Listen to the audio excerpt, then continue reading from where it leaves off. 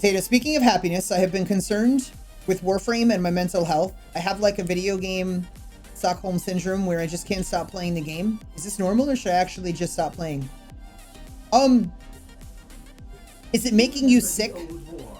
Like, don't get me, I'm addicted to video games, but I have it under control though. Like if I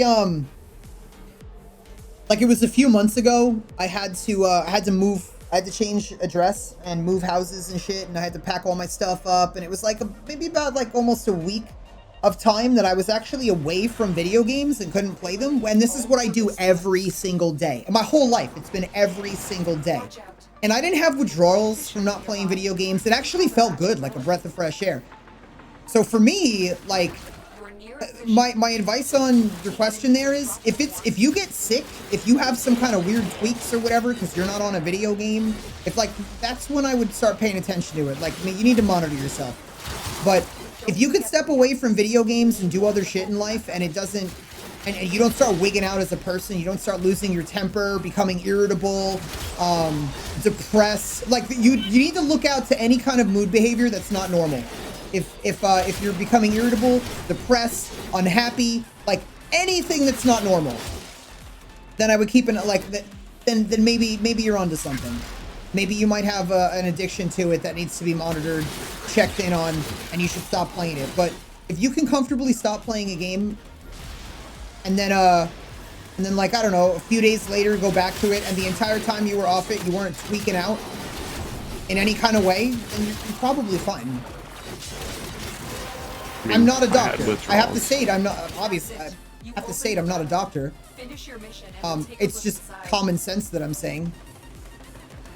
It's not an insult. Common sense isn't all that common for some reason. That's also not an insult. I don't, it's not. Just saying. Being helpful in my own way. I don't really tweak out, but I always want to play. The odd thing is I think because I played so much video games, that when I had to step away from the games when I was moving, I didn't necessarily miss it because I knew I'd get it back. I wasn't upset or depressed or anything. I was actually kind of happy that I had to be taken away from it, in a sense. I was like happy that I had to be taken away from it, and I knew that it wasn't permanent. And at the same time, my distractions was getting to spend time with family I hadn't seen in years, getting to spend time with friends I hadn't seen in years. So it for me, I wasn't bugging at all. We saw Neo's addiction come out from the Breath of the Wild streams. Yeah, that. But I stopped. I was able to stop, and I didn't stop because I beat the game. I wasn't done with the game, and I still wanted to play it. I just realized that I started to forget what real life felt like, what real life felt like, because I was pulling. The shortest stream I had when I did 9 chat. If you guys don't know this story, it was a few years ago. I played Breath of the Wild for the first time, and the game is probably one of my favorite games of all time now. It's one of the best games I've ever played, and I still love it. I still love it to death to this day. The first time I ever played Breath of the Wild was on stream. I played it for 9 days straight. The shortest stream I had over those 9 days was 10.5 hours, and the longest stream I had a couple of times was 16.5 hours.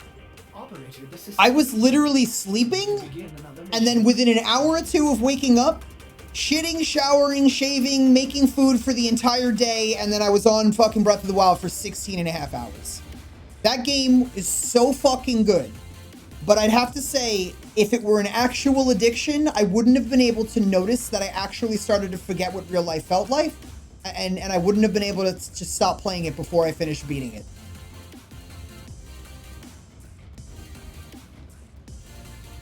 The game is so good.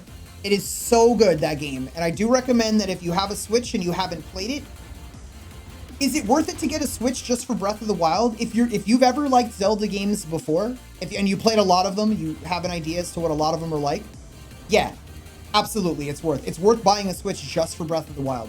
And is it worth taking 2-week vacation off? Is it worth taking a 2-week vacation from work just to play it for 16 hours a day? I mean, for me, fuck yeah. Absolutely fuck yeah.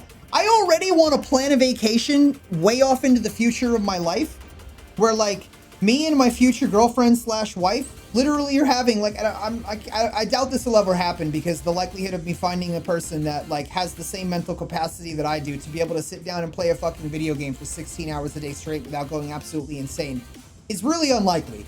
So I doubt it'll ever happen and I'll never force it on her, but it's a little dream of mine to literally be able to take 2 fucking weeks off and just have a mini stay home vacation where we just fucking play Breath of the Wild from start to finish for like a couple of weeks, I guess, because the game is a lot to do. But again, I'm not going to be disappointed if that never happens. It's just, it's called a dream for a reason, I guess. I must be dreaming. Like, that's how fucking good that game is and how much I love that game. I'm tired, but you just awoke my Warframe addiction. I'm not sure that was the purpose of the conversation. Did people in chat tell you to stop and take a break from the game? Breath of the Wild? No, I don't think so. And I mean, if you think about it, why would you tell somebody to stop playing a game? Maybe if they got stuck on a boss and for hours they're getting really fucking angry, they're raging, and you can tell they need a breath of fresh air, walk around the house, but I never really got that with Breath of the Wild.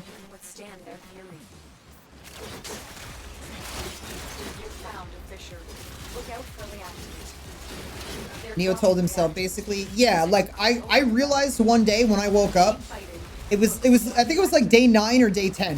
I just woke up and I was like I actually was starting to forget what it felt like to have a life outside of living inside of Breath of the Wild. I literally forgot. I was starting to forget what that was like. I was getting so into the game that that's what I stopped myself on purpose because of that. You guys have never played a game for so long that you forgot about everything else going on in your life? Because that's what Breath of the Wild did to me. 9 days into it. That's what it did to me. I was like, I can't forget this stuff. Like, I'm not trying to have a trade-off here. My IRL life doesn't suck. I'm not trying to give that up too.